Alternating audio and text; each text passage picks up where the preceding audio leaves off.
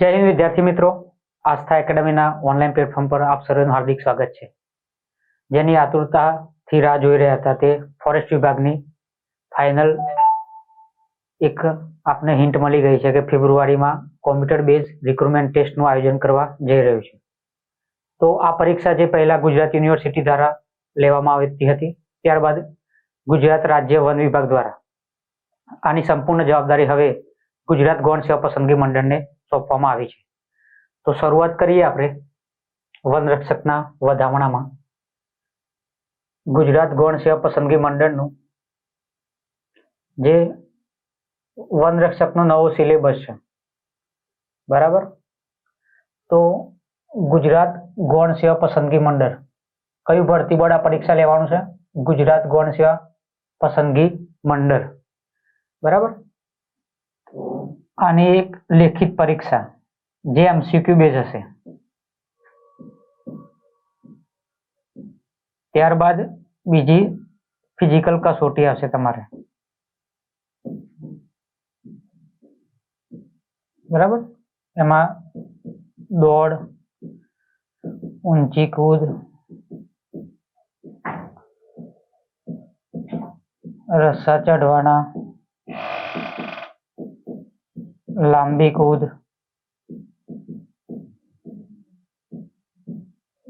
બીજું height, chest ને વજન, આ બધું ફિઝિકલમાં છે. પણ અહીંયા આપણે વાત કરીશું આજે એમસીક્યુ બેઝ જે પરીક્ષા ગુજરાત ગૌણ સેવા પસંદગી મંડળ લેવા જઈ રહ્યું છે તેમાં તેને સિલેબસ, એનો અભ્યાસક્રમ છે તેમાં ચેન્જીસ કરેલું છે, બરાબર. અને આ પરીક્ષાની વિચારણા ફેબ્રુઆરી 2024માં છે. લોકોની ફેબ્રુઆરી 2024 દરમિયાન મંડળ આ પરીક્ષાનું આયોજન કરવા જઈ રહી છે. તો આ સંપૂર્ણ પરીક્ષા કોમ્પ્યુટર બેઝ રિક્રુટમેન્ટ ટેસ્ટ પર આધારિત છે, બરાબર. પહેલાની જે પરીક્ષાઓ અત્યાર સુધી લેવાઈ તે બધી ઓફલાઈન પરીક્ષાઓ હતી, જેમાં એક જ દિવસ એનું આયોજન કરવામાં આવતું હતું. આ પરીક્ષાનું આયોજન 10 દિવસ સુધી તો ચાલશે જ મિત્રો, જે રીતે ફોર્મ ભરાયા છે પરીક્ષામાં, બરાબર. તો આનો જે અભ્યાસક્રમ કયો અભ્યાસક્રમનો બદલાવ થયો છે, આની અંદર A, B, C અને D એવા પોર્શન આપેલા છે. જે રીતે વિભાગ A તેમાં જીકે નો પોર્શન છે, વિભાગ B તેમાં ગુજરાતી ભાષા, મેથ્સ અને રીઝનિંગ, વિભાગ C તો એમાં ગુજરાતી ભાષા અને D વિભાગ જેમાં પર્યાવરણનો પોર્શન આપેલો છે. તો આપણે શરૂઆત કરીએ જીકે ના પોર્શનમાં. પહેલો ટોપિક છે આપણો અહીંયા ઇતિહાસ. તો અહીંયા ખાસ યાદ રાખજો, ઇતિહાસમાં જે ભારતના ઇતિહાસનો અહીંયા ઉલ્લેખ નથી કર્યો, બરાબર. અહીંયા ઉલ્લેખ કર્યો છે એ લોકોએ ગુજરાતના ઇતિહાસનો. ઇતિહાસ લખ્યો છે પણ અંદરના તમે આ ટોપિક જોશો, એના સબ ટોપિક 1, 2, 3, 4, 5, 6 અને 7 આ ઇતિહાસના જે ટોપિકો આપેલા છે એની અંદર જે સબ ટોપિક છે એમાં ગુજરાતના ઇતિહાસનું સૌથી વધારે ભારણ જોવા મળે છે.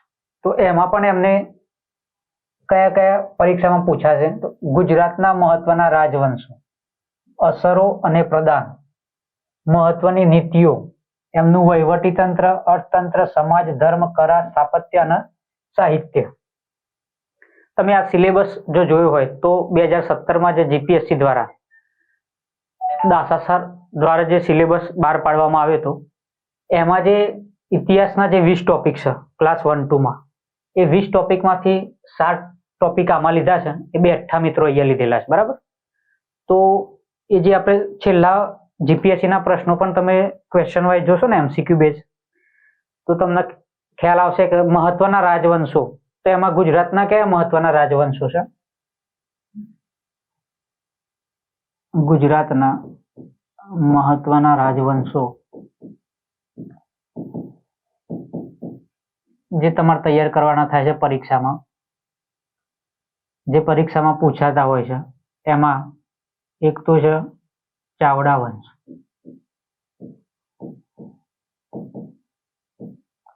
ત્યારબાદ છે સોલંકી વંશ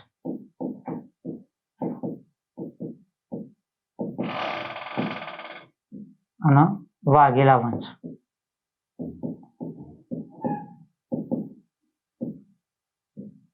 બરાબર. ચાવડા વંશ, સોલંકી વંશ અને વાઘેલા વંશ. આમની નીતિઓ કઈ હતી, આમનું વહીવટી તંત્ર કઈ રીતે ચાલતું હતું, આમનું ધર્મ કયું હતું, કયા કયા સ્થાપત્ય એમના સમયગાળા દરમિયાન થયા છે, કઈ કઈ સાહિત્ય એમના સમયગાળા દરમિયાન થયું છે. બરાબર. એમનું અર્થતંત્ર કેવું હતું, મહિલાઓની સ્થિતિ શું હતી, તમામ આ મહત્વના રાજવંશોમાંથી પૂછાય છે. અહીંયા બીજું એક ખાસ યાદ રાખજો, મૈત્રક વંશ પણ જોઈ લેવાનું. ગુજરાતીઓનો જ ગુજરાતમાં શાસન મૈત્રક વંશ. ત્યારબાદ અહીંયા અંદર આપેલું તો નથી પણ પરીક્ષામાં પૂછાઈ શકે તો ગુજરાતની જે સિંધુ સભ્યતા છે, ત્યારબાદ ગુજરાતના સંદર્ભમાં મૌર્યકાળ અને ગુપ્તકાળ. ગુજરાતના સંદર્ભમાં મૌર્યકાળ અને ગુપ્તકાળ. આટલું આ ટોપિકમાંથી જોવાનું રહેશે. ત્યારબાદ બીજી વાત કરીએ તો ભારતનો 1857 નો સ્વાતંત્ર્ય સંગ્રામ અને ગુજરાત. ભારતની સૌપ્રથમ સ્વાતંત્ર્ય સંગ્રામ 1857 એ ભારતનું પણ જોવાનું છે અને ગુજરાતનું પણ જોવાનું છે. આમાં ઇતિહાસમાં એવું અલગ આપેલું નથી પણ આ ટોપિકમાં ખાસ યાદ રાખજો કે આમાં ભારતનો 1857 નો સ્વાતંત્ર્ય સંગ્રામ અને સાથે સાથે ગુજરાતનો 1857 નો સ્વાતંત્ર્ય સંગ્રામ. ત્યારબાદ 19મી સદીમાં જે ગુજરાતમાં ધાર્મિક અને સામાજિક સુધારણા આંદોલન, તમને ખ્યાલ હશે તો માનવ ધર્મ સભાની સ્થાપના થઈ હતી દુર્ગારામ મહેતાજી દ્વારા સુરત ખાતે. બરાબર. તો એ જે સામાજિક સુધારણા આંદોલન થયા, મહારાજ લાયબલ કેસ પણ આની સાથે સંકળાયેલો છે. જે સમાજની અંદર દૂષણો હતા એ દૂષણોને રોકવા માટે 19મી સદીમાં ભારતમાં પણ ધાર્મિક અને સામાજિક સુધારણા આંદોલન થયા હતા. જે રીતે રાજા રામ મોહન રાય, સ્વામી વિવેકાનંદ, દયાનંદ સરસ્વતી. પણ ભારતના એ મિત્રો ઉલ્લેખ નથી કર્યો એટલે આપણે જોવાના નથી રહેતા. આપણે જોવાના રહેશે ગુજરાતના ધાર્મિક અને સામાજિક સુધારણા આંદોલન. ત્યારબાદ ભારતની સ્વતંત્રતા માટેની ચળવળમાં ગુજરાતના સ્વાતંત્ર્ય સેનાનીઓનો ફાળો અને એમની ભૂમિકા. ભારત દેશ 15 ઓગસ્ટ 1947 રોજ આઝાદ થયો. તેમાં સ્વતંત્ર સેનાનીઓમાં ગુજરાતના કયા કયા સ્વતંત્ર સેનાનીઓ હતો, તેમનો શું ફાળો રહ્યો છે તેને અહીં આપણે સિલેબસમાં સમાવેશ કર્યો છે, તે તૈયાર કરવાનું રહેશે. ત્યારબાદ સ્વતંત્ર ચળવળ અને સ્વતંત્ર પછી મહાત્મા ગાંધી અને સરદાર પટેલની ભૂમિકા અને એમનું પ્રદાન. મહાત્મા ગાંધી અને સરદાર પટેલનું જેટલું પણ પરીક્ષામાં કોઈ પણ પરીક્ષા લઈ લો તેમાં ગુજરાત સરકારની મહાત્મા ગાંધી અને સરદાર પટેલનો ક્વેશ્ચન હોય જ. તો તેમનો સંપૂર્ણ અભ્યાસ આપણે કરીશું આગળના આપણા જે આસ્થા એકેડેમીના કોર્સ છે એમાં.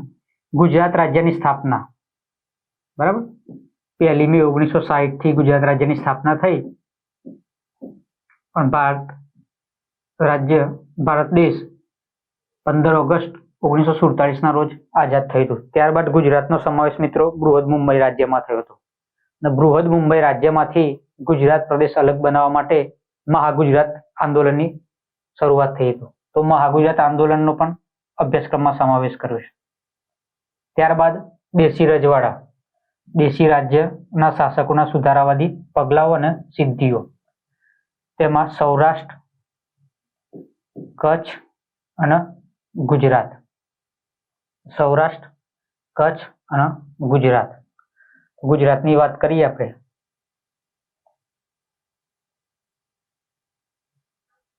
તો ગુજરાતમાં જે કચ્છના પ્રદેશ છે એ આપણો આ સૌરાષ્ટ્ર પ્રદેશ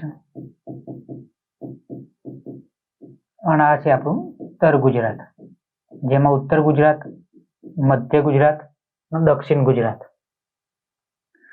તો સૌરાષ્ટ્રમાં જે દેશી રજવાડા હતા એમાં નવાનગર એટલે વર્તમાનનું જામનગર,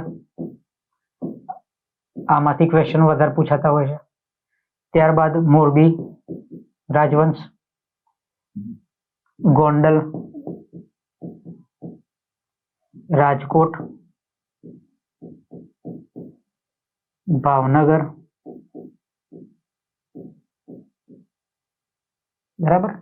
સૌરાષ્ટ્રમાંથી જામનગર રજવાડું હતું, મોરબીમાં હતું, ગોંડલમાં હતું, રાજકોટમાં હતું, ભાવનગરમાં હતું. સૌરાષ્ટ્રમાં 222 જેટલા દેશી રજવાડા હતા, એમાંથી પરીક્ષા લક્ષી આટલા રજવાડા છે. અને ઉત્તર ગુજરાતની વાત કરીએ તો એમાં જે વડોદરા ખાતે ગાયકવાડ,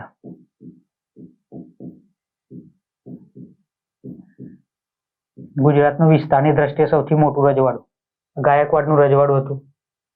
એમાંથી એમને કયા કયા સુધારણા કર્યા, મહિલાઓ માટે શું સુધારણા કર્યા, કન્યા કેળવણી માટે શું કર્યું એમને, બરાબર. સામાજિક ક્ષેત્રે શું કર્યું, સાંસ્કૃતિક ક્ષેત્રે શું કર્યું, આર્થિક ક્ષેત્રે શું કર્યું, એ બધા સુધારવાદી પગલાઓ અને સિદ્ધિઓ. ત્યારબાદ નેક્સ્ટ વાત કરીએ જીએસના પોર્શનમાં તો બીજા નંબરનું આપ્યું છે સાંસ્કૃતિક વારસો. સાંસ્કૃતિક વારસો, તો સાંસ્કૃતિક વારસામાં મિત્રો અમને પણ એમાં પણ ટોપિક આપેલા જ છે, કયા કયા ટોપિક ઉપર વધારે ભારણ આપવું, બરાબર. તો એમાં જે ટોપિક છે એમાં પહેલો ટોપિક છે ગુજરાતનો સાંસ્કૃતિક વારસો, કળા સ્વરૂપો, સાહિત્ય, શિલ્પ અને સ્થાપત્ય. કળા સ્વરૂપોમાં અલગ અલગ કળા, લલિત કલા, દ્રશ્ય કલા, જેમાં ચિત્રકલા, નાટ્ય કલા એ બધું સમાવેશ થાય. સાહિત્ય, શિલ્પ અને સ્થાપત્ય. બીજું છે ગુજરાતની લોક સંસ્કૃતિ અને પરંપરા, તેની અંદર એનું મહત્વ શું છે, એની લાક્ષણિકતાઓ અને એની અસરો. આ પણ જીપીએસસીમાં કલ્ચરનો જે પોર્શન છે તેમાંથી બેઠા ટોપિક છે. ગુજરાતની કળા અને કસબ, સામાજિક અને સાંસ્કૃતિક પ્રદાન. ત્યારબાદ આદિવાસી જનજીવન અને સંસ્કૃતિ, મોસ્ટ આઈએમપી, આમાંથી ક્વેશ્ચન આવશે મિત્રો. આદિવાસી જનજીવન અને સંસ્કૃતિ. ત્યારબાદ ગુજરાતના તીર્થ સ્થળો અને પર્યટન સ્થળો. અત્યારે પર્યટન સ્થળો તો સ્ટેચ્યુ ઓફ યુનિટી છે, બરાબર. એમાંથી ક્વેશ્ચનો પૂછાતા હોય છે. જેટલા બી પર્યટન ક્ષેત્રે ગુજરાત સરકારે અત્યારે બુદ્ધ સર્કિટ બનાવવા જઈ રહી છે, તો બુદ્ધ સર્કિટ શું છે, કયા કયા અંદર બુદ્ધ સર્કિટની અંદર કયા કયા પર્યટન સ્થળોનો સમાવેશ કરેલો છે. તીર્થ સ્થળો તો અંબાજીનું છે, તો અંબાજીનું તીર્થ સ્થળ જે શક્તિપીઠ પણ કહેવામાં આવે છે. ગુજરાતમાં 3 શક્તિપીઠ છે, અંબાજી, બહુચરાજી, પાવાગઢ. તે મંદિરનો ઇતિહાસ શું રહેલો છે, મંદિર કોને બંધાયું હતું, શું હતું એનું. તો તમામ તીર્થ સ્થળો અને પર્યટન સ્થળો પરીક્ષા લક્ષી હશે, એ આપણે જોવાના રહેશે. ત્યારબાદ વિશ્વ વિરાસત સ્થળો, વર્લ્ડ હેરિટેજ સાઇટ્સ. અહીંયા ખાસ એક ધ્યાન રાખજો, આમાં ગુજરાત અને ભારત બંનેની જોવાની રહેશે. વર્લ્ડ હેરિટેજ સાઇટ્સ ગુજરાતનું જે ચાંપાનેર છે, ત્યારબાદ રાણકી વાવ છે, ત્યારબાદ અમદાવાદ શહેર છે અને ધોળાવીરા.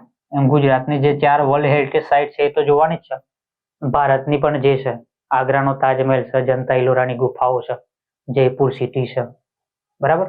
અને જીઆઈ ટેક્સ, જીઓગ્રાફિકલ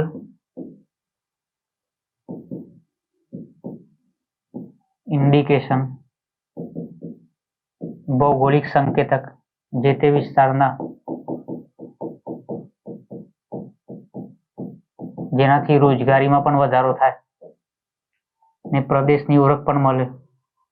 ગુજરાતના સંદર્ભમાં, ગુજરાતમાં ખ્યાલ હોય તો સંખેડાનું ફર્નિચર, પાટણના પટોળા, જામનગરની બાંધણી, એ બધા જીઆઈ ટેક્સ છે. પેથાપુરનું વુડન પ્રિન્ટિંગ બ્લોક્સ, બરાબર. તો આ જે છે એ કલ્ચરનો પોર્શન છે, જે જીપીએસસીની સિલેબસ જોયો હશે, જેને તૈયારી કરી હશે એમને ખ્યાલ જ હશે.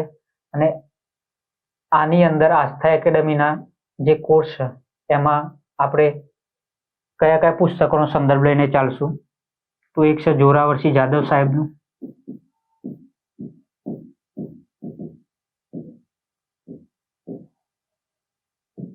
એક છે હસુતાબેન સેદાણી,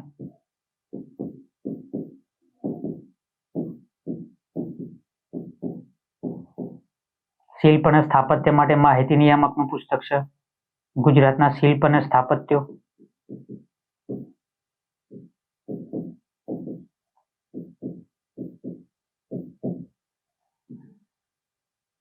ત્યારબાદ લોક સંસ્કૃતિમાં લોક ઉત્સવો અને મેળાઓ.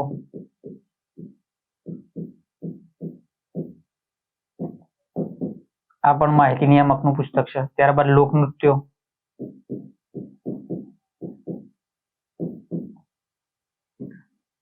ત્યારબાદ ગુજરાત વિશ્વકોશ ટ્રસ્ટનું ગુજરાત નામનું એક પુસ્તક છે. ત્યારબાદ ગુજરાત એટ અ ગ્લાન્સ, જેમાં 33 જિલ્લાની માહિતી આપેલી છે સાંસ્કૃતિક.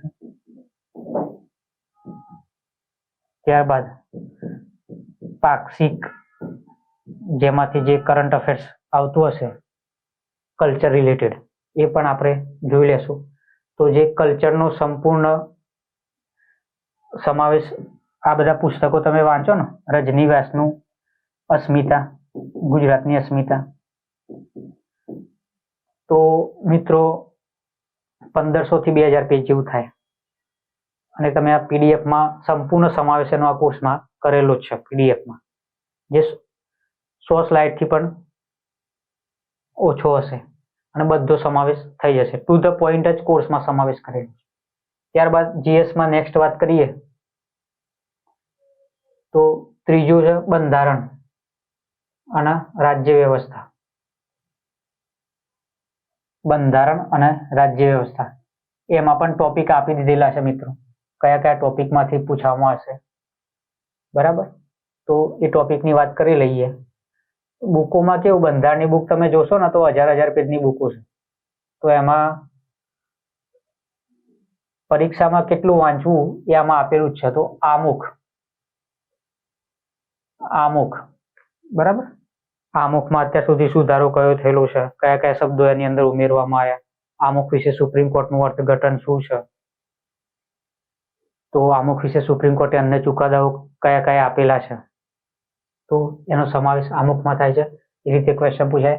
ત્યારબાદ ભાગ 3, બંધારણનો ભાગ 3 મૂળભૂત અધિકારો, ભાગ 4A મૂળભૂત ફરજો. આમાં જે રીતે આપ્યું છે એ પહેલા તૈયાર કરી લેવાનું છે. રાજ્ય નીતિના માર્ગદર્શક સિદ્ધાંતો, ભાગ 4 ડીપીએસપી.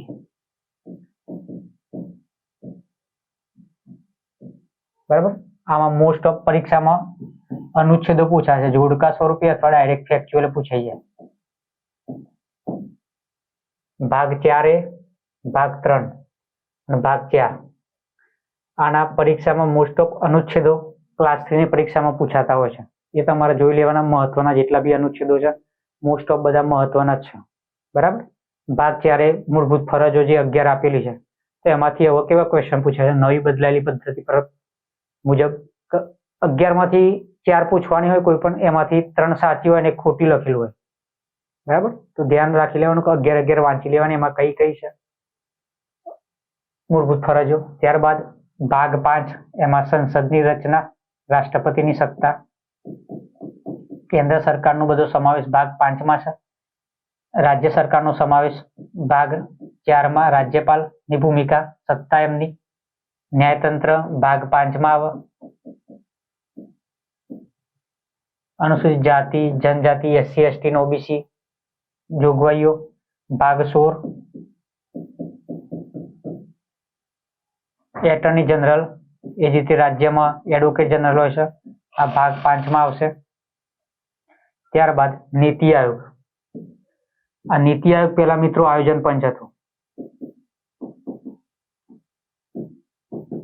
પરંતુ મોદી સરકાર જ્યારે 2014માં કેન્દ્ર સરકારમાં આવી ત્યારબાદ 1 જાન્યુઆરી 2015 થી નીતિ આયોગની સ્થાપના કરી હતી. આ નીતિ આયોગ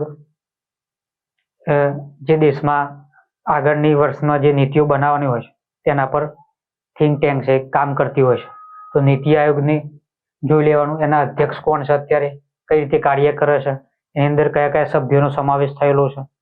બરાબર, ત્યારબાદ સ્થાનિક સ્વરાજ્યની સંસ્થાઓ અને પંચાયતી રાજ, ભાગ 9 અને ભાગ 9A બંધારણનો 73મો અને 74મો બંધારણીય સુધારો.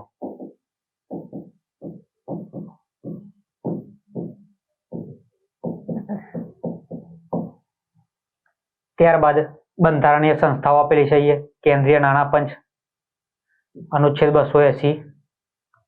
એ રીતે રાજ્યનું નાણાં પંચ આની અંદર આવી જશે મિત્રો. બંધારણીય તથા વૈધાનિક સંસ્થાઓ.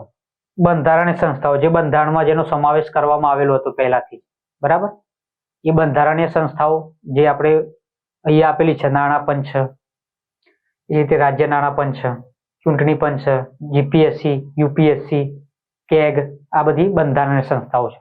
અને વૈધાનિક સંસ્થાઓ જે સંસદ દ્વારા મિત્રો કાયદો બનાવીને એને બનાવી હોય એવી કેવી છે?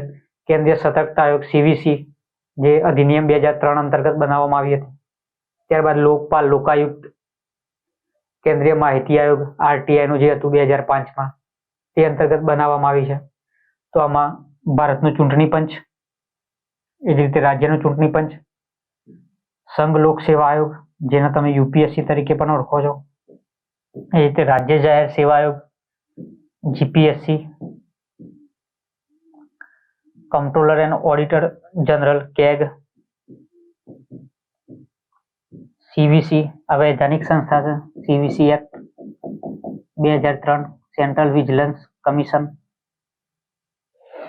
એ જ રીતે લોકપાલ, લોકાયુક્ત, કેન્દ્રમાં લોકપાલની નિમણૂક થયેલી છે. એ જ રીતે રાજ્યમાં લોકાયુક્તની નિમણૂક કરેલી છે. કેન્દ્રમાં લોકપાલ એક મુખ્ય હોય છે અને અન્ય 8 સભ્યો હોય છે. એ જ રીતે કેન્દ્રીય માહિતી આયોગ.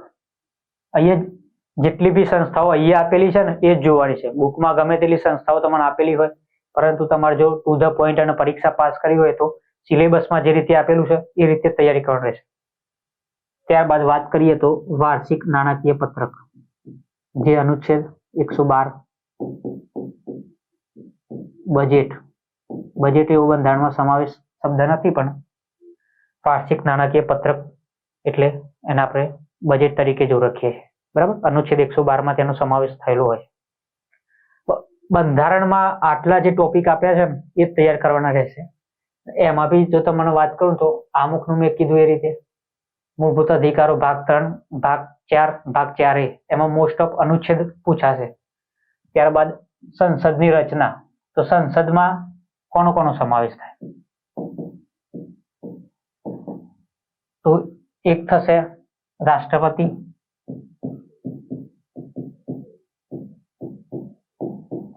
લોકસભા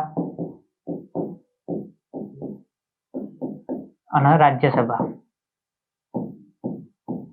બરાબર. તો લોકસભાની ચૂંટણી થવાની છે 2024માં. તો આ મુદ્દો કરંટમાં જ ચાલે છે. તો કેટલા નંબરની ચૂંટણી આવવાની છે લોકસભાની એ પણ જોઈ લેવાનું. લોકસભા કયા અનુચ્છેદ અંતર્ગત આવે છે, એના સભ્યો કેટલા હોય છે, એમાં ચૂંટાયેલા સભ્યો કેટલા છે, નિમાયેલા સભ્યો કેટલા છે. એ જ રીતે રાજ્યસભાની સભ્ય સંખ્યા કેટલી છે, એમાં ચૂંટાયેલા કેટલા છે, નિમાયેલા કેટલા છે, નિમવાની એની સત્તા કોના જોડે છે, રાજ્યસભાના ચેરમેન કોણ છે, લોકસભાના અધ્યક્ષ કોણ છે, બરાબર. અત્યારે રાષ્ટ્રપતિ કોણ છે? તો દેશના બીજા મહિલા અને પ્રથમ મહિલા આદિવાસી રાષ્ટ્રપતિ એવા દ્રૌપદી મુર્મુ મેડમ છે અત્યારે. તો એ રીતે મિત્રો જે સંસદની રચના છે એમાંથી ક્વેશ્ચન પૂછાતા હોય છે. ત્યારબાદ રાષ્ટ્રપતિની સત્તા અને રાજ્યપાલની સત્તા. જે રીતે રાષ્ટ્રપતિની સત્તા દેશનો સર્વોચ્ચ વડો એટલે આપણો રાષ્ટ્રપતિ. જે રીતે રાજ્યમાં રાજ્યપાલની સત્તા રહેલી છે, બરાબર. ભાગ 5માં રાષ્ટ્રપતિની જોગવાઈ છે, ભાગ 6માં રાજ્યપાલની જોગવાઈ છે. ત્યારબાદ ન્યાયતંત્ર, સુપ્રીમ કોર્ટ તરીકે જેને આપણે ઓળખીએ છીએ. ભારતનું ન્યાયતંત્ર સ્વતંત્ર છે. જે એ જ રીતે રાજ્યોમાં હાઈકોર્ટની સ્થાપના કરવામાં આવી છે. ગુજરાતની આપણી હાઈકોર્ટ અમદાવાદ ખાતે આવેલી છે. તો એને કયા કયા ન્યાયતંત્રમાં કેટલી બેઠકો છે, શું છે, કયા રાજ્યમાં શું સ્થિતિ છે, બરાબર. બેઠકો એની કઈ જગ્યાએ આવેલી છે, કયા કયા અનુચ્છેદ એના છે એ જોવાનું. ત્યારબાદ SC, ST, OBC અને EWS ભાગ 16. એટર્ની જનરલ, એ જ રીતે રાજ્યમાં એડવોકેટ જનરલ હોય છે.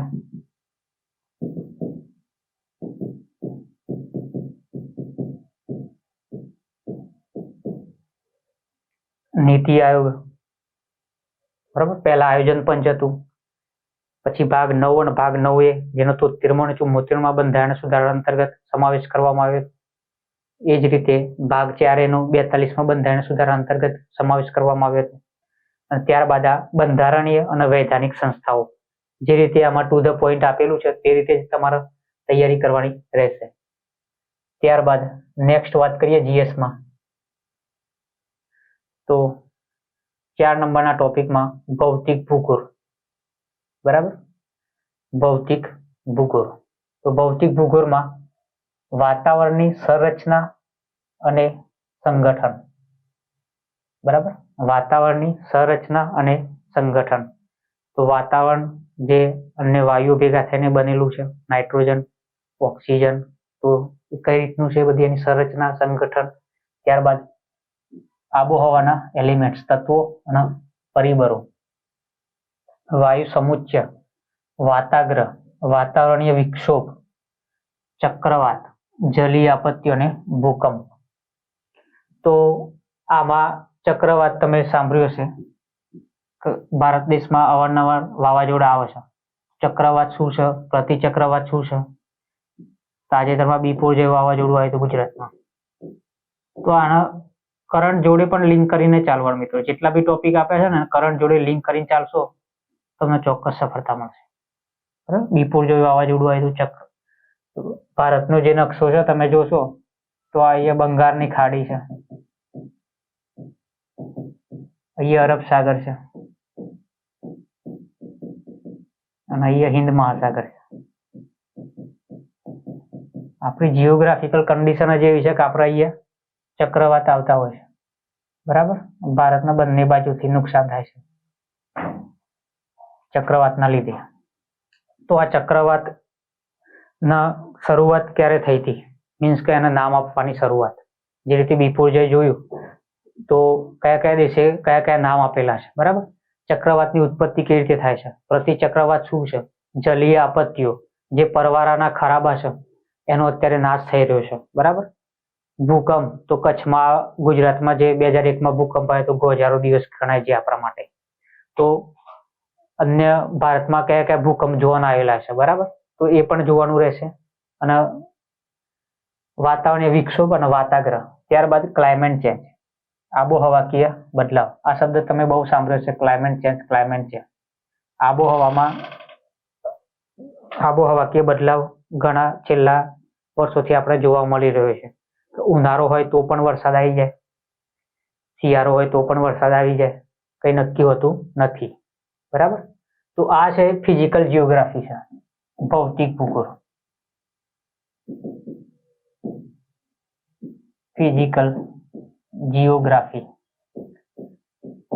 એની અંદર 1, 2, 3 અને 4 આ ટોપિક આપ્યા છે તે જ તમારે તૈયાર કરવાના રહેશે. સિલેબસ મિત્રો બહુ સારી રીતે અમને ડિફાઇન કરેલો છે, એ તૈયારી કરવામાં પણ તમને સરળતા રહેશે. બુકોમાં ગમે તેટલું વાંચશો છતાં પણ જો સિલેબસ વાઇઝ તૈયારી નહીં કરો તો સફળતા પ્રાપ્ત થતી નથી. સફળ વ્યક્તિઓ જોડેથી તમે જો નોલેજ લેશો તો તમને જરૂર સફળતા મળશે. ગુજરાતની ભૂગોળ અહીંયા ઉપર ડિફાઇન કરી દીધેલું છે અમને, ગુજરાતની ભૂગોળ. ઇતિહાસમાં અને વારસામાં એવું નતું લખ્યું ગુજરાતનો જ વારસો, ગુજરાતનો જ ઇતિહાસ, કારણ કે એમાં 2 ટોપિક એવા હતા કે જે ભારતના પણ હતા. ઇતિહાસમાં ભારતનો 1857નો સ્વાતંત્ર્ય સંગ્રામ માત્ર ભારતના ઇતિહાસમાંથી એટલું જ જોવાનું છે, બીજું કંઈ નહીં જોવાનું, બાકી બધું ગુજરાતના ઇતિહાસનું છે. સાંસ્કૃતિક વારસામાં વર્લ્ડ હેરિટેજ સાઇટ જે છે એ ભારતની અને ગુજરાતની બંનેની જોવાનું છે, બાકી બધું ગુજરાતનું કલ્ચર જ પૂછવાનું છે. તો ગુજરાતના ભૂગોળમાં વાત કરીએ તેના ભૂમિ સ્વરૂપો, જે ડુંગરાળ વિસ્તાર છે, નદીઓ છે, પર્વતો તો આવ્યા નહીં આપણા અહીંયા, બધા ડુંગરો જ છે, એની જમીનો છે. બરાબર, જમીનોના પ્રકાર, કાંપની જમીન છે કે રેતાળ જમીન છે, કઈ કઈ જમીનો છે ગુજરાતમાં. બરાબર, લેટેરાઇટ જમીન છે, પડખાઉ જમીન, તો એ બધી જમીનોના પ્રકારો છે. ગુજરાતની સામાજિક ભૂગોળ, આમાંથી ક્વેશ્ચન આવશે જ 100%. તો એમાં વસ્તીનું વિતરણ, વસ્તીની ડેન્સિટી, ઘનતા કેટલી છે, વસ્તી વૃદ્ધિ, સ્ત્રી પુરુષનું પ્રમાણ, સાક્ષરતા દર, મહાનગરીય પ્રદેશો અને અહીંયા લખેલું છે જુઓ મિત્રો, વસ્તી ગણતરી 2011 ગુજરાતના સંદર્ભમાં. ગુજરાતની જે 2011 ની વસ્તી ગણતરી થઈ લાસ્ટમાં છેલ્લે, એના પછી તો વસ્તી ગણતરી થઈ નથી, એટલે એના જે ડેટા છે એમાં પણ ટોપિક આપ્યા છે. આપણે કયા કયા જોવાના છે? તો વસ્તીનું વિતરણ. અત્યારે ગુજરાતમાં આશરે 6 કરોડ ઉપર વસ્તી છે આપણી, તો એમાં આપણે વસ્તી દીઠ કેટલી ઘનતા રહેલી છે એ જોવાનું છે. 2001 અને 2011 તો 10 વર્ષે વસ્તી ગણતરી થાય તો વસ્તી વૃદ્ધિ કેટલી થઈ, 10 વર્ષમાં કેટલા ટકાના દરે વસ્તીની વૃદ્ધિ થઈ રહી છે. સ્ત્રી અને પુરુષનું પ્રમાણ, 1000 પુરુષોની સરખામણીએ સ્ત્રીઓની સંખ્યા કેટલી છે. સાક્ષરતા દર, કયા જિલ્લામાં સૌથી વધુ સાક્ષર પુરુષો છે, સાક્ષર મહિલાઓ છે, બરાબર, એ બધું. મહાનગરીય પ્રદેશો એટલે ગુજરાતની વાત કરીએ આપણે તો ગુજરાતમાં 8 મહાનગરીય પ્રદેશો. કેટલા? 8. એમાં છેલ્લે કયો બન્યો? તો ગાંધીનગર, જીએમસી, બરાબર, ગાંધીનગર મહાનગરીય પ્રદેશ બન્યો. તો અહીંયા જે આપેલું છે તે એ જ આપણે જોવાનું છે ટોપિકમાં જે આપ્યું છે. ત્યારબાદ ગુજરાતની ભૂગોળમાં એક ભારતનું ખાલી એક વસ્તુ આપણે જોવાનું રહેશે, એ છે આદિમ જાતિઓ. ભારતની આદિમ જાતિઓ, PVTGS. ગુજરાતની તો જોવાની જ છે આપણે જે છે, પણ સાથે સાથે ભારતની પણ જોવાની છે. આ PVTGS માં કેવું, તમને જાતિઓ આપેલી હશે અને બાજુમાં જોડકામાં રાજ્ય, આ જાતિ એ કયા રાજ્યમાં છે એ રીતે. ગુજરાતમાં કેટલી છે, કઈ કઈ છે, એ તમામ આપણે આ કોર્સમાં અભ્યાસ કરીશું. ત્યારબાદ આર્થિક ભૂગોળ. તો એમાં આર્થિક ભૂગોળ એટલે અર્થતંત્રના 3 મુખ્ય પાયા છે. એક છે તમારું કૃષિ, એગ્રીકલ્ચર સેક્ટર, ત્યારબાદ ઇન્ડસ્ટ્રીયલ સેક્ટર એટલે ઉદ્યોગ, ત્યારબાદ સર્વિસ સેક્ટર એટલે સેવા. તો ગુજરાત સૌથી વધુ ઉદ્યોગ ક્ષેત્રે આગળ છે. જીડીપીમાં એનો 17% જેટલો ફાળો રહેલો છે. તો અહીંયા ગુજરાતના કૃષિ ઉદ્યોગો, એમાં ખનીજો કઈ કઈ મળે છે, આ ખનીજોનો ઉદ્યોગોમાં કઈ રીતે આપણે ઉપયોગ કરીએ છીએ, એ વેપાર અને પરિવહન. પરિવહનમાં ખાસ યાદ રાખજો તો પરિવહન આપણે કનેક્ટિવિટી, બરાબર, તો એ આપણા એરપોર્ટ પણ છે. ત્યારબાદ રોડ ટ્રાન્સપોર્ટ. તો આમાં નેશનલ હાઈવે કયા છે, એમાંથી કયા કયા પ્રોજેક્ટ ચાલે છે અત્યારે કેન્દ્ર સરકારના, તમે સાંભળ્યું હોય તો ભારતમાલા પ્રોજેક્ટ, એ જ રીતે સ્ટેટ હાઈવે અને પ્રધાનમંત્રી ગ્રામ સડક યોજના. ત્યારબાદ વાત કરું તો બંદરો, જેના માટે ભારત સરકારનો સાગરમાલા પ્રોજેક્ટ છે. સાગરમાલા. ગુજરાતમાં કેટલા બંદરો આવેલા છે? ગુજરાતનો સૌથી લાંબો દરિયા કિનારાનો વિસ્તાર મળેલો છે, બરાબર. તો અહીંયા વાત કરીએ આપણે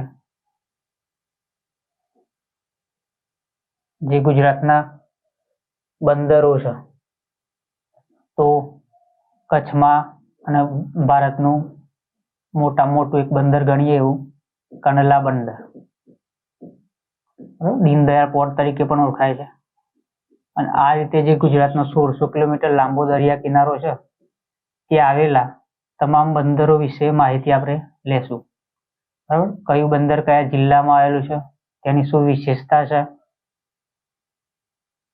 સંપૂર્ણ અભ્યાસક્રમ આપણે આ કોર્સમાં કરવાનો છે. ત્યારબાદ અહીંયા એક અલગ જ આપેલું છે પોર્શન, ગુજરાતના રાજ્યના જિલ્લાઓ. વાત કરીએ ને આગળ જે સાંસ્કૃતિક વારસામાં, ગુજરાત સરકારનું Gujarat at a glance, Gujarat at a glance કરીને પુસ્તક છે. તો એની અંદર 33 જિલ્લાઓની સામાજિક, આર્થિક, રાજનૈતિક,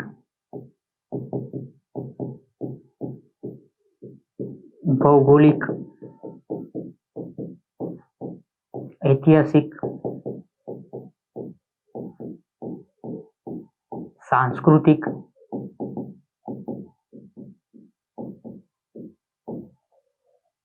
તમામ માહિતી એમાં આપેલી છે.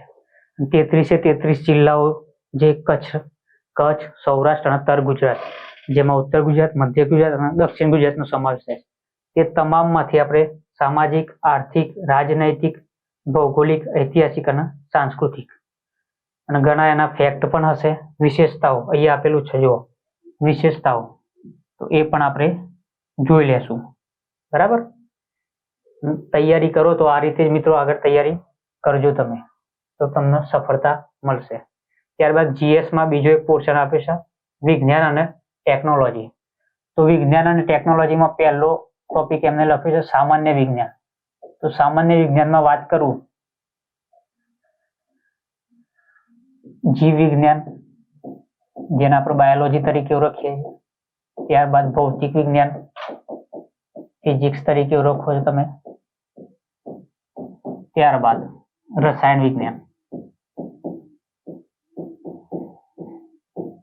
કેમિસ્ટ્રી અને થોડો એક બ્રહ્માંડ, એના પણ પ્રશ્નો પૂછાતા હોય છે, સૂર્યમંડળના એ બધા. બરાબર, તો અહીંયા ખાસ યાદ રાખજો, આપણે ફોરેસ્ટની તૈયારી કરીએ છીએ, વનરક્ષક બનવાનું જ છે આપણે, તો જીવ અને વન્યજીવ સાથે સંકળાયેલું કોઈ વિજ્ઞાન હોય તો એ જીવ વિજ્ઞાન છે. એટલે આના ઉપર વધારે ફોકસ આપો, જીવ વિજ્ઞાન ઉપર. બરાબર, ત્યારબાદ બીજો ટોપિક એમને લીધો છે, જીપીએસસી માંથી જ ઉઠાવ્યો છે, વિજ્ઞાન અને ટેકનોલોજી, એમાં ICT, information and communication technology. એની અંતર્ગત ઈ ગવર્નન્સ કાર્યક્રમો અને સેવાઓ. સરકાર, ભારત સરકાર અને કેન્દ્ર સરકાર ઈ ગવર્નન્સ ક્ષેત્રે આગળ વધી રહી છે. બરાબર, એટલે કેન્દ્ર સરકાર, તમે ખ્યાલ હોય તો ડિજિટલ ઇન્ડિયા લોન્ચ કરેલું છે પ્રોગ્રામ. એ રીતે ગુજરાત સરકારનો વાત કરું તો અહીંયા ઉદાહરણ તરીકે લઈએ આપણે ગુજરાત સરકારનું, તો સ્વાગત કાર્યક્રમ છે ઈ ગવર્નન્સ માટે. એ જ રીતે ઈ સરકાર ચાલુ કર્યું છે. એટલે જેટલા બી કાર્યક્રમો છે ઈ ગવર્નન્સ ક્ષેત્રના, કેન્દ્ર સરકારના, ગુજરાત સરકારના, એના વિશે પરીક્ષામાં પૂછાશે પ્રશ્નો. સ્વાગતની શરૂઆત કોને કરી હતી, કયા મુખ્યમંત્રીના સમયગાળા દરમિયાન થઈ હતી, કયા વર્ષે કરી હતી, તે તમામ માહિતી આપણે આ કોર્સમાં લે. ત્યારબાદ ઉર્જાના પરંપરાગત અને બિનપરંપરાગત સ્ત્રોતો. બરાબર, આપણે જોઈએ છે કે ભાઈ વીજળી આપણે એનો મન ફાવે તેમ ઉપયોગ કરતા હોઈએ છીએ. તો વીજળીનું ઉત્પાદન આપણે કોલસા આધારિત અને અણુ અને પરમાણુ આધારિત વીજળીનું ઉત્પાદન અત્યાર સુધી કરતા આવ્યા હતા. પરંતુ આ એવા સ્ત્રોત છે જેનો ખૂટવાની સંભાવના છે, પણ અખૂટ એવા સ્ત્રોતો એવા છે જે સૌર ઉર્જા છે, પવન ઉર્જા છે, ભૂતાપીય ઉર્જા છે. તો એ બધી ઉર્જાઓનો અત્યારે સરકાર એના ઉપર વધારે ફોકસ આપી રહી છે. બરાબર, પેરિસ કરાર તમને ખ્યાલ હોય તો સૌર ઉર્જાના લીધે આપણે જેટલા બી વિશ્વના દેશો છે તેમનું એક આપણે સંગઠન બનાવ્યું છે. બરાબર, તે સંગઠનનું નામ શું છે, એની સ્થાપના ક્યારે કરી, એનું વડું મથક કઈ જગ્યાએ આવેલું છે, સૌર ઉર્જા ક્ષેત્રે ગુજરાત સરકાર અને કેન્દ્ર સરકારની કઈ કઈ યોજનાઓ છે, એમની કઈ નીતિઓ રહેલી છે, એ તમામ આની અંદર સમાવેશ થઈ જશે. ત્યારબાદ અહીંયા 7મો ટોપિક, પ્રાદેશિક તથા રાષ્ટ્રીય મહત્વના વર્તમાન પ્રવાહ, એટલે કે સ્ટેટ લેવલના પ્લસ નેશનલ લેવલના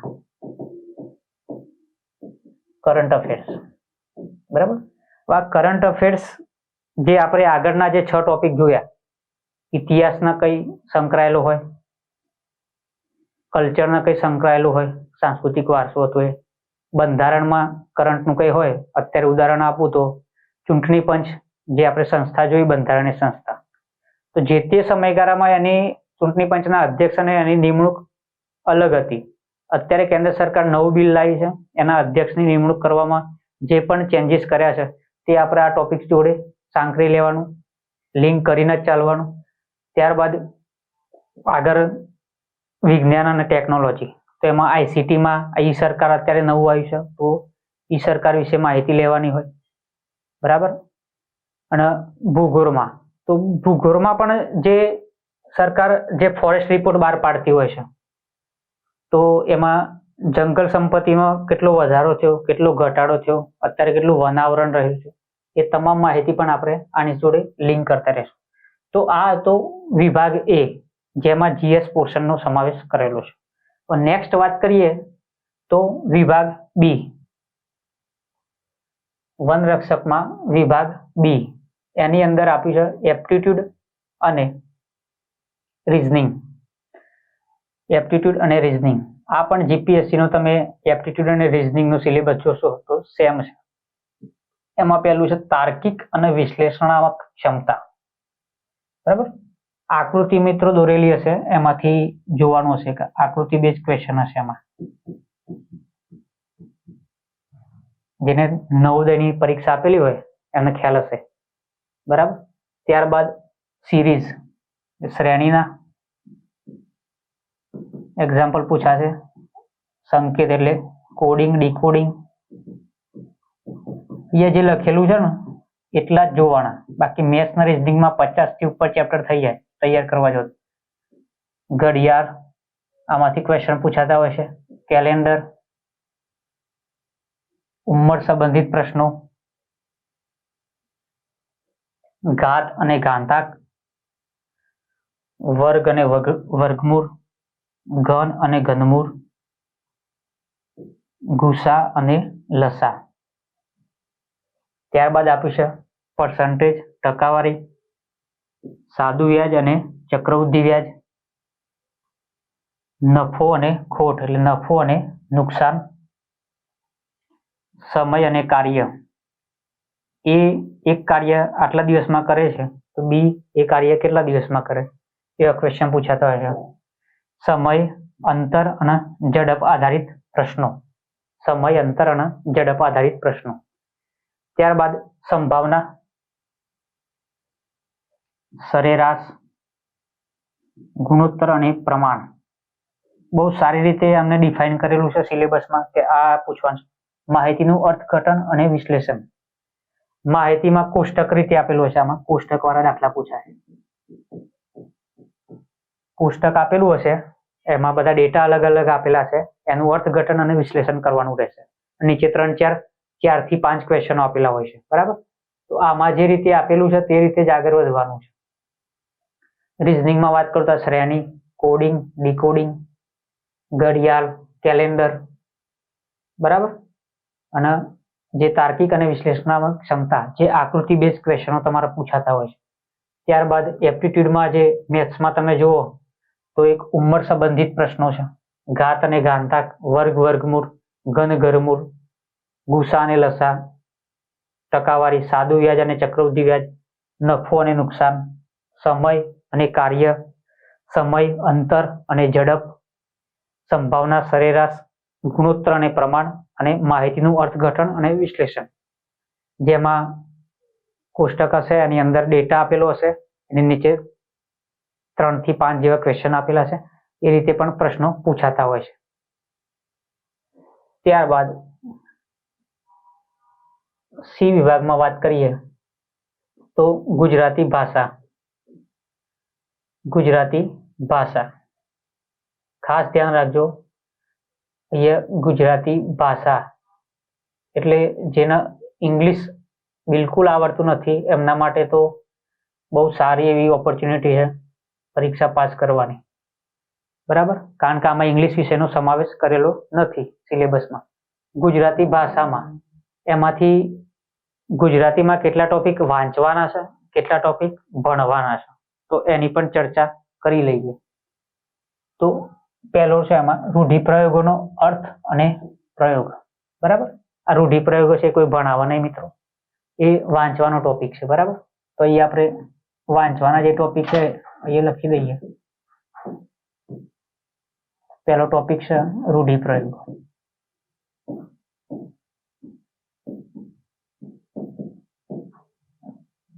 અહીંયા જે ભણવાના છે ગુજરાતી ભાષામાં તમારા ભણવાના જે ટોપિક છે, બરાબર, એ આપણે અહીંયા લખશું. બીજો છે કહેવતોનો અર્થ. કહેવતોનો અર્થ, કહેવતો પૂછાય કે બાવાના બેહે બગડ્યા. બરાબર, તો એ વાંચવાનો ટોપિક છે. કહેવતો બધી જેટલી બી કહેવતો આપેલી છે. ત્યારબાદ ત્રીજો ટોપિક છે સમાસ નો વિગ્રહ અને તેની ઓળખ. સમાસ તો કયો સમાસ છે, કર્મધારય સમાસ છે કે કયો સમાસ છે. બરાબર, તો એનો વિગ્રહ કરી એની ઓળખ કરવાની હોય તો સમાસ છે ભણવાનો ટોપિક છે મિત્રો. ત્યારબાદ અલંકાર અને તેની ઓળખ. બરાબર, કયો અલંકાર છે, રૂપક અલંકાર છે, ઉપમા અલંકાર છે,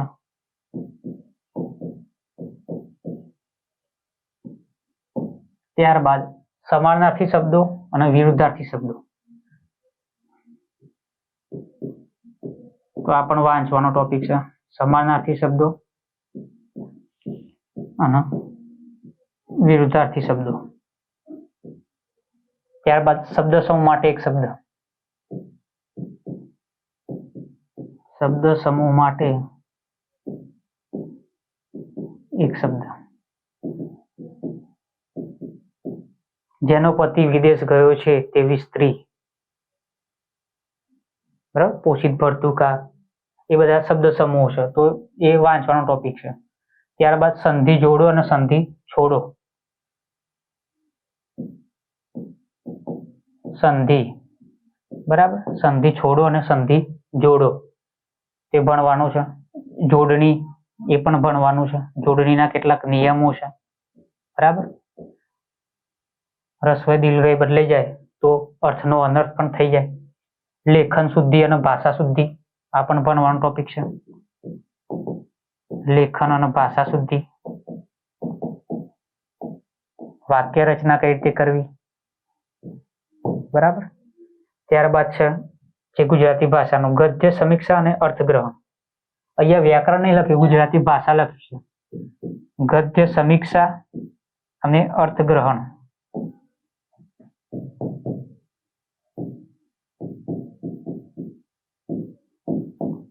આસ્થા એકેડમીના જે ગુજરાતી ભાષાના ફેકલ્ટી છે એ તમને આ વિષયો ભણાવશે અને આના વિશે પણ તમને પરીક્ષામાં કઈ રીતે તૈયારી કરવી તેનું પણ આનું પણ તમને નોલેજ આપશે. તો આ મિત્રો હતા જે વાંચવાના ટોપિક છે. રૂઢિપ્રયોગો, કહેવતો, સમાનાર્થી, વિરુદ્ધાર્થી, શબ્દ સમૂહ માટે એક શબ્દ, સમાસ, અલંકાર, સંધિ, જોડણી, લેખન શુદ્ધિ, ભાષા શુદ્ધિ, ગદ્ય સમીક્ષા અને અર્થગ્રહણ. તો આ બધા જે વિભાગ સી હતો, બરાબર, ગુજરાતી ભાષાનો, જેને ઇંગ્લિશ વિષય નથી ફાવતું તેના માટે આ બહુ સારી ઓપોર્ચ્યુનિટી છે. ત્યારબાદ ફોરેસ્ટ વિભાગનું સૌથી વિદ્યાર્થીઓને પ્રિય એવું પર્યાવરણ, એન્વાયરમેન્ટ, જેની અંદર 6 ટોપિક આપેલા છે. એમાં 5 મુખ્ય ટોપિક છે અને એ 5 ટોપિકને લગતા વર્તમાન પ્રવાહો, જે રીતે આપણે જીએસમાં જોયું ને વર્તમાન પ્રવાહો, એમ આમાં પણ વર્તમાન પ્રવાહો પર્યાવરણને લગતા જોવાના આવશે. 6થા ટોપિકમાં આપેલું છે. ટોપિક 1 છે, એમાં બેઝિક એન્વાયરમેન્ટ છે. ટોપિક 1માં જે બેઝિક એન્વાયરમેન્ટ છે એના વિશે ટોપિક આપેલા છે એ લોકોએ સિલેબસમાં. તો પહેલું છે પર્યાવરણના ઘટકો અને તેનું મહત્વ. તો પર્યાવરણમાં ખબર છે તમને, ભેજ હોય, તાપમાન હોય, ટેમ્પરેચર છે, એની ઘનતા, આ બધા એના ઘટકો, એલિમેન્ટ છે. પર્યાવરણના સંરક્ષણમાં વૃક્ષો અને જંગલોનો ફાળો. બરાબર, તમને જોયું હોય તો જમીનનું ધોવાણ થઈ રહ્યું હોય તો આપણને ખબર છે જો ત્યાં વૃક્ષ વાયેલું હોય, જંગલો હોય તો જમીનનું ધોવાણ અટકાવી શકે છે. બરાબર, એ જ રીતે પર્યાવરણમાં પણ ઘણો ફાળો આપે છે વૃક્ષો. તો એના વિશે જાણવાનું છે. ત્યારબાદ છે માનવીય પ્રવૃત્તિઓ. માનવી અત્યારે ખનન કરી રહ્યો છે, બાંધકામ, વસ્તી વૃદ્ધિની પર્યાવરણ પર અસરો. અત્યારે ખનન જે તમે જુઓ તો જે આપણી નદી છે, જેને આપણે લોક માતા તરીકે ઓળખીએ છીએ, એ નદીઓનું રેતીનું એટલું ખનન ચાલી રહ્યું છે મિત્રો. તો એ ખનન, એને જે આપણી માનવીય પ્રવૃત્તિઓ, જેનાથી પર્યાવરણને બહુ નુકસાન થાય છે. બાંધકામ, કોઈ પણ તમારે નવી સંસ્થા સ્થાપવી હોય કે ઘર બનાવવું હોય તો તમે ત્યાં આજુબાજુમાં રહેલા વૃક્ષોનું આપણે છેદન કરવું પડે છે. તો બાંધકામ અને વસ્તી વૃદ્ધિ, શહેરોની વસ્તી સતત વધતી જાય છે. વસ્તી ગીચતા જેમ જેમ તમે જુઓ એમ વધતી જાય છે. એટલે એના માટે નવા નવા વિસ્તારોના ટીપી ફાળવવી પડે છે. નવા વિસ્તારોનું ટાઉન પ્લાનિંગ કરવું પડે સરકારને. એના માટે વૃક્ષો પણ કાપવા પડે. સામે એટલા વૃક્ષો પણ સરકાર બેલેન્સ કરતી હોય છે કે અત્યારે નવા નવા રાજ્યોના પ્રોજેક્ટ છે કે જેટલા વૃક્ષો તમે કાપો એનાથી 2 ગણાનું વાવવામાં આવે છે. બરાબર, પર્યાવરણ દિવસ આપણે 5 જૂને ઉજવીએ છીએ તો ખાસ કરીને સામાજિક વનીકરણ પણ આપણે સરકારનો સતત પ્રયત્ન રહેલો છે કે વનોનો વધારેમાં વધારે વૃદ્ધિ થાય. દર 2 વર્ષે ભારતનું જે વન અને આબોહવા પરિવર્તન મંત્રાલય છે એ ફોરેસ્ટ આખા જંગલો ઉપર જે રિપોર્ટ બહાર પાડે છે, બરાબર. એ રિપોર્ટ પણ આપણે જંગલોમાં જોવાનો રહેશે. ત્યારબાદ વાત કરીએ પર્યાવરણ અને જૈવ ભૂ રાસાયણિક ચક્રો. એમાં કાર્બન ચક્ર, નાઇટ્રોજન ચક્ર, બરાબર. અલગ અલગ ચક્રો છે, એમાંથી કાર્બન ચક્ર, નાઇટ્રોજન ચક્ર અત્યારે સિલેબસમાં મૂકેલું છે, તો આપણે પહેલા આ બંને તો પહેલા જોઈ લેવાના, બરાબર. બેઝિક એન્વાયરમેન્ટનો પહેલો ટોપિક હતો. ત્યારબાદ વાત કરીએ બીજામાં, એમાં pollution, green house gases, global warming અને ક્લાઇમેટ ચેન્જ, આ ટોપિકોનો સમાવેશ કર્યો છે. તો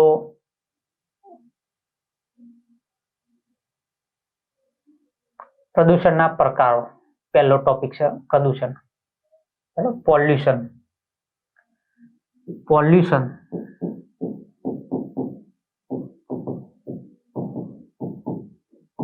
પ્રદૂષણમાં આપણે જળ પ્રદૂષણ પણ જોઈએ, જમીન પ્રદૂષણ પણ જોઈ લેવાનું, અવાજનું જે પ્રદૂષણ થાય છે એ પણ જોઈ લેવાનું, બરાબર. ત્યારબાદ બીજા છે ન્યુક્લિયર ને બધા. પણ જળ જે પાણીનું પ્રદૂષણ આપણે ખાસ કરીને તમે જોયું તો ગંગા નદી અને ગુજરાતની પણ જેટલી બી નદીઓ છે એમાં પ્રદૂષણ સતત વધી રહ્યું છે. ઉદ્યોગોના લીધે જે એનું કેમિકલ્સ ને બધું છોડાઈ રહ્યું છે, ત્યાંથી જળ પ્રદૂષણ વધી રહ્યું છે. તો જળ પ્રદૂષણને અટકાવવા માટે કેન્દ્ર સરકાર અને ગુજરાત સરકાર દ્વારા કઈ કઈ સંસ્થાઓ સ્થાપવામાં આવી છે? સેન્ટ્રલ પોલ્યુશન કંટ્રોલ બોર્ડ શું છે, ગુજરાત પોલ્યુશન કંટ્રોલ બોર્ડ શું છે, બરાબર. એ રીતે જમીન અને અવાજ, સીબી શું છે, જીપીસીબી શું છે. સરકારે ગંગા નદીને સ્વચ્છ અભિયાન માટે કઈ યોજનાઓ બનાવી છે, બરાબર. તો આ બધું આમાં સમાવેશ થશે. ત્યારબાદ ગ્લોબલ વોર્મિંગ, તેની અસરો, ગ્રીન હાઉસ વાયુ, કયા કયા ગ્રીન હાઉસ વાયુઓ છે? મોસ્ટ આઈએમપી પ્રશ્ન પૂછ્યા છે. ઓઝોન સ્તરનો ક્ષય, ઓઝોન વાતાવરણના જે બધા આવરણો છે એમાંથી કયા આવરણમાં ઓઝોનનું છે, એસિડ વર્ષા, આબોહવા પરિવર્તન અને તેની અસરો, આબોહવા પરિવર્તન સામે લડવા માટેના ઉપાયો અને પગલાઓ, એસડીજી. આ શબ્દ તમે બહુ સાંભળ્યો છે, એસડીજી, સસ્ટેનેબલ ડેવલપમેન્ટ ગોલ્સ, બરાબર. આવનારી પેઢીને એવું ના લાગે કે બધું ભાઈ આ પેઢી વાળા જ એકદમ, એમના એન્વાયરમેન્ટને પણ એવું ના થવું જોઈએ કે સસ્ટેનેબલ ડેવલપમેન્ટ ગોલ, આપણે વિકાસ તો કરવાનો છે, સાથે સાથે પર્યાવરણને પણ સાચવવાનું છે. એ રીતે આપણે લાઈફ મિશન ચાલુ કર્યું છે અત્યારે, કરંટમાં જોતા હોય તમે. હવા, પાણી અને અવાજનું પ્રદૂષણ, આજે ઉપરનો પ્રદૂષણનો ટોપિક છે જ છે. પ્રદૂષણના પ્રકારોમાં હવા, પાણી અને અવાજ. તેની માનવ સ્વાસ્થ્ય પર શું અસર થાય? તમે ગંદુ પાણી પીવો તો તમને ખ્યાલ જ છે કે તમારું શરીર બીમાર થઈ જાય, તમે, બરાબર. મૃત્યુ પણ થાય કેમિકલ વાળું પી જાવ તો તમે. એ રીતે જમીન, આપણે જેટલું બી અનાજ હોય, બરાબર, જમીન તમારી ખારાશવાળી થઈ જાય, જમીન બરબાદ થઈ જાય. ત્યારબાદ જે વોઇસ પોલ્યુશન છે, અવાજ, ઘોઘાટ, બરાબર. આપણે ડેસિબલ, એનાથી વધારે જો અવાજ આપણે સાંભળીએ તો કાનમાં બહેરાશ પણ આવી શકે છે. આ માનવ સ્વાસ્થ્ય ઉપર બધી અસરો થઈ. એનું નિયંત્રણ કઈ રીતે લાવી શકીએ, એનું નિવારણ શું છે? સરકારે એના માટે શું શું પગલાં લીધા, કઈ કઈ સંસ્થાઓની સ્થાપના કરી, કયા કયા બોર્ડ બનાવેલા છે એના માટે, કઈ કઈ યોજનાઓ લોન્ચ કરી, કયા કયા જનજાગૃતિના કાર્યક્રમો બનાવેલા છે. તો આ બધું એમાં સમાવેશ થશે. ત્યારબાદ ઘન કચરો, સોલિડ વેસ્ટ મેનેજમેન્ટ, જેના લીધે પોલ્યુશનમાં પણ વધારો થાય છે. પછી દરિયામાં તમે જુઓ તો જેમ તે આપણે પ્લાસ્ટિકની વસ્તુઓ ફેંકી, ત્યાંથી ઘણી પ્લાસ્ટિકની વસ્તુઓ દરિયામાં ફેંકી દઈએ તો તેનાથી જે જલીય સંપત્તિ છે તેને પણ ક્યાંક ના ક્યાંક અસર થાય છે, બરાબર. માછલીઓનું મૃત્યુ થઈ જાય. તો આ બધું જે પ્રદૂષણ, green house gases, global warming અને ક્લાઇમેટ ચેન્જ, આ પર્યાવરણના ટોપિક 2માં સમાવેશ કરેલો છે. ત્યારબાદ 3 નંબરમાં વાત કરીએ તો જંગલો, જંગલ સંપત્તિ આપણી, અને વન્ય સંપત્તિ અને વન્યજીવો. જંગલો, વન્ય સંપત્તિ અને વન્યજીવો. તો જંગલોની ઉપયોગિતા અને વિવિધ પડકારો. જંગલો આપણને કઈ રીતે ઉપયોગ થાય? માન લો શાકનું લાકડું છે તો આપણે તેનાથી ઘરમાં ફર્નિચર બનાવીએ છીએ, બરાબર. એ રીતે વલસાડી શાક ગુજરાતમાં જાણીતું છે. ભારત અને ગુજરાતમાં જંગલોના પ્રકારો. Indian state of forest report. આ મિત્રો જોઈ લેવાનું. Indian state of forest report દર 2 વર્ષે બહાર પાડવામાં આવે છે. એટલે 2023માં બહાર પાડ્યો છે, એ જોઈ લેવાનો, બરાબર. અને આ કોર્સમાં આપણે આ સંપૂર્ણ સમાવેશ કરેલો છે. અહીંયા જે પણ તમને કીધું બધું કોર્સમાં સમાવેશ કરેલો છે. To the point. ગુજરાતમાં જંગલ વિસ્તારની સ્થિતિ, બરાબર. ગુજરાતમાં કાંટાળી વનસ્પતિ કઈ જગ્યાએ, કાંટાળા જંગલો ક્યાં છે, નિત્ય લીલા જંગલો આવેલા છે કે નથી આવેલા, બરાબર. જંગલોના જેટલા બી પ્રકાર છે, મેંગ્રોવ જંગલો ગુજરાતમાં કઈ જગ્યાએ આવેલા છે, તમામનો સમાવેશ કર્યો છે. ત્યારબાદ સામાજિક અને શહેરી વનીકરણને લગતા પ્રયાસો. શહેરી વનીકરણ, શહેરમાં તમે જુઓ તો બાંધકામ ક્ષેત્ર વધારે ચાલુ રહ્યું હોય તો ત્યાં જે વનીકરણ છે તેનું આપણે નુકસાન ક્યાંક ના ક્યાંક પહોંચાડ્યું છે, તો એના ફરીથી પુનઃસ્થાપન માટે સામાજિક વનીકરણનો એક કોન્સેપ્ટ લાયા છે. એમાં શહેરી વનીકરણને પણ પ્રોત્સાહન આપવામાં આવ્યું છે, જેનાથી ગ્રીનરી વધે અને લોકોના આયુષ્ય વધે અને એનાથી કેવું સારું એવું સવારમાં તમને હેલ્ધી વાતાવરણ પણ મળી રહે.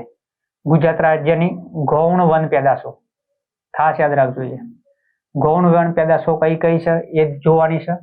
અને ઔષધીય વનસ્પતિઓ જે ગુજરાતે સાંસ્કૃતિક વનો બનાવ્યા છે. બધા આ સાંસ્કૃતિક વનોમાં તમે જો ફરવા ગયા હોય ને તેમાં અલગ અલગ ઔષધીય વનસ્પતિઓના વૃક્ષો પણ વાવેલા છે, બરાબર. આ કઈ કઈ ઔષધીય વનસ્પતિઓ છે, તમને કયા રોગમાં ઉપયોગી થાય છે, એના વિશે પ્રશ્નો પૂછાતા હોય. જંગલ આધારિત ઉદ્યોગો. જંગલ આધારિત ઉદ્યોગો. કાથો જે આપણે બનાવીએ છીએ, બરાબર. તો એ કયા વૃક્ષમાંથી થાય છે, બરાબર. એ ક્વેશ્ચન ઘણી વાર પૂછાઈ ગયો છે. ત્યારબાદ દીવાશ્રી. તો આ જેટલા બધા જંગલ આધારિત ઉદ્યોગો છે એ સંપૂર્ણ તમારે જોવાનું રહેશે. ગુજરાતના વન્યજીવો, જે આપણે ગુજરાતનું એક પ્રાઇડ ગણાય એવું સિંહ, એશિયાટિક સિંહ, જે આપણા ગીરના જંગલોમાં જોવા મળે છે. દુર્લભ અને ભયગ્રસ્ત વન્ય પ્રજાતિઓ, બરાબર. તો આપણે તમને ખ્યાલ હોય તો ખારાઈ ઊંટ છે, બહુ ઓછા જોવા મળે છે હવે. ગીધ,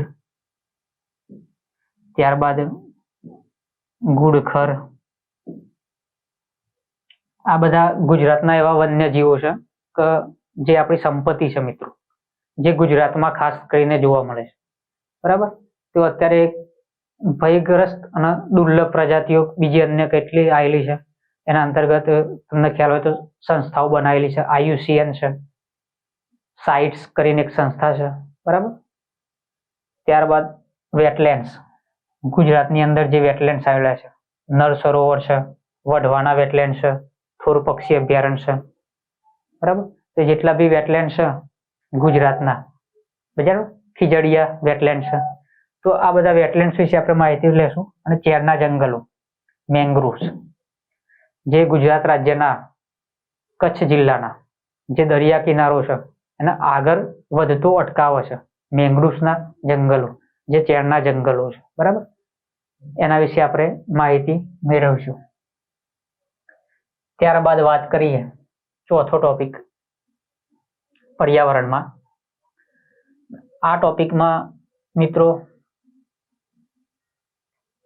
ભારત અને ગુજરાત આ બંનેની જે બાયોડાયવર્સિટી છે અને એનું આપણે પ્રોટેક્શન કઈ રીતે કરીએ છીએ એના વિશે આપેલું છે. તો જૈવ વિવિધતા, બાયોડાયવર્સિટીનું સંવર્ધન અને સંરક્ષણ, એના માટે આપણે શું પ્રયાસો કર્યા, બાયોડાયવર્સિટીને બચાવવા માટે આપણે શું પ્રયાસો કર્યા. જેમ પશ્ચિમ ઘાટ છે તેની અંદર ઘણી બધી બાયોડાયવર્સિટી છે. ઉત્તર પૂર્વનો તમે ભારતનો પ્રદેશ જોઈ લો, નોર્થ ઈસ્ટ કહેવાય છે, ત્યાં પણ ઘણી બધી બાયોડાયવર્સિટી છે. અભયારણ્યો ઘણા બધા આવેલા છે. આપણે વાઘને બચાવવા માટે આખા એના અલગ જ વાઘ સંરક્ષિત ક્ષેત્ર બનાવેલા છે. એ જ રીતે જૈવ આરક્ષિત ક્ષેત્રો પણ બનાવેલા છે. આપણા રાષ્ટ્રીય ઉદ્યાનો પણ બનાવેલા છે. તો જૈવ બાયોડાયવર્સિટીને બચાવવા માટે આપણે કેન્દ્ર સરકાર એટલે ભારત દેશ, ત્યારબાદ રાજ્ય સરકાર એટલે રાજ્ય કક્ષાએ અને વિશ્વ કક્ષાએ જેટલા પણ પ્રયાસો થયા ને આ તમામ પ્રયાસો વિશે આપણે માહિતી મેળવીશું. કઈ કઈ સંસ્થાઓ સ્થાપી આના માટે, કઈ સમિતિઓ બનાવવામાં આવી છે, કયા કયા બોર્ડની રચનાઓ કરવામાં આવી છે, કયા કયા કાયદાઓ બનાવવામાં આવ્યા, કઈ કઈ નીતિઓ બનાવવામાં આવી છે. માન લો કે જંગલ માટે આપણે રાષ્ટ્રીય વન નીતિ બનાવી હતી 1952માં, ત્યારબાદ નવા નવા કાયદાઓ બનાવ્યા, બરાબર. તો એ તમામ જે પ્રયાસો થયા છે બાયોડાયવર્સિટી માટે કયા કયા થયા છે એ પણ જોવાના છે, બરાબર.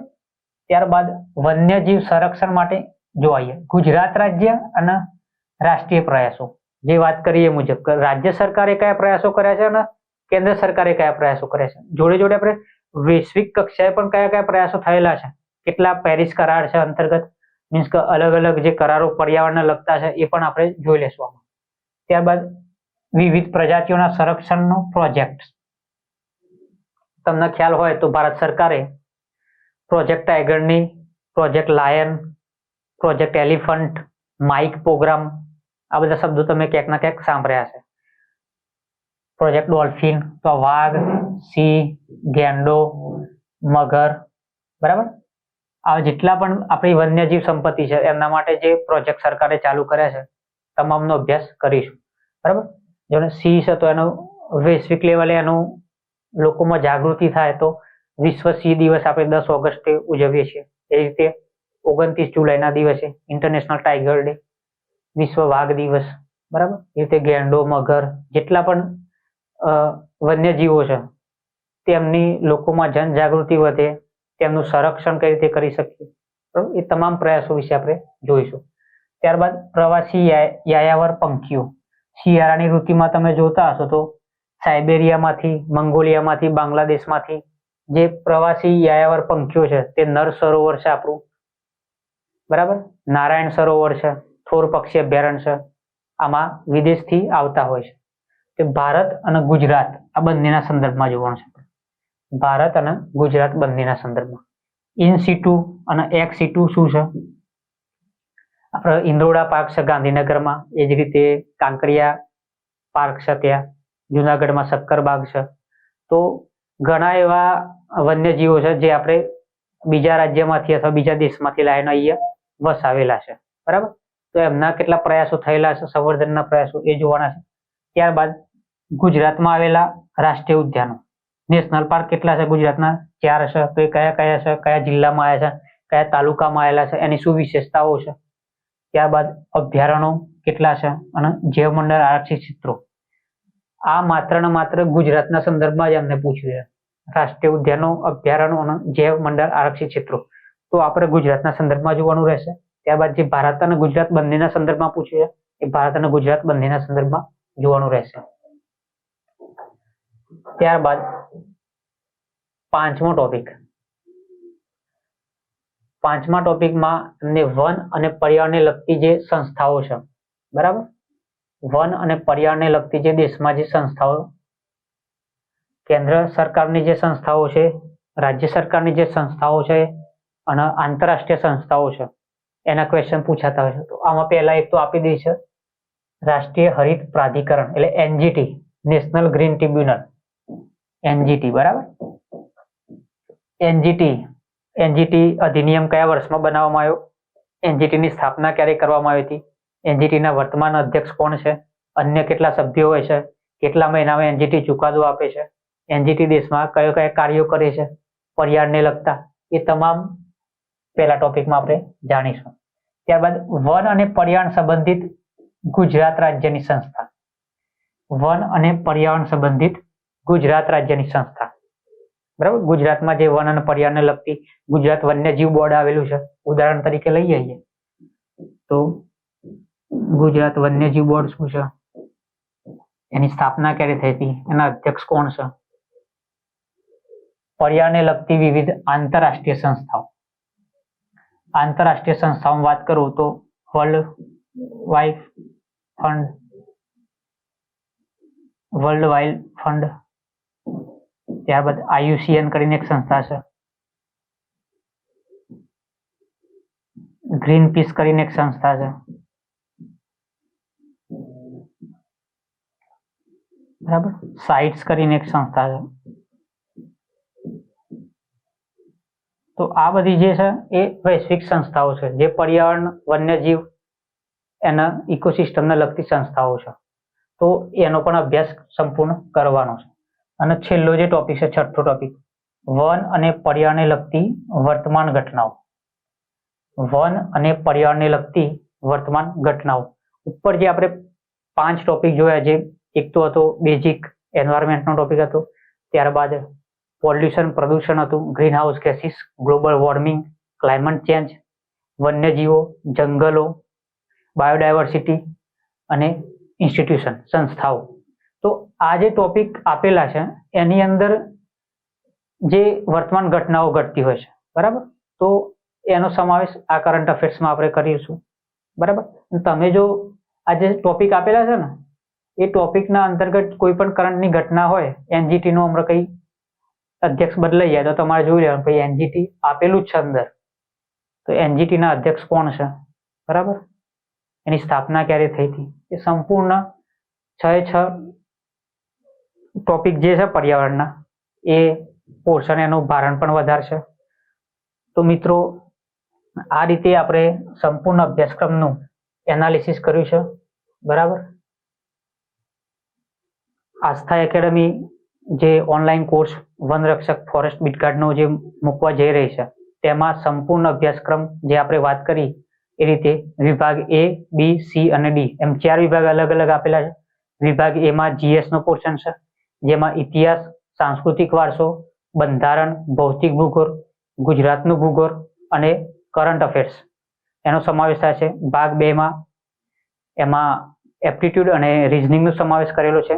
ભાગ C માં એમાં ગુજરાતની ભાષાઓ કે જેમાં આપણે વાંચવાના ટોપિક કયા હતા, કયા ટોપિક આપણે ભણવાના હતા એની પણ ચર્ચા કરી લીધી.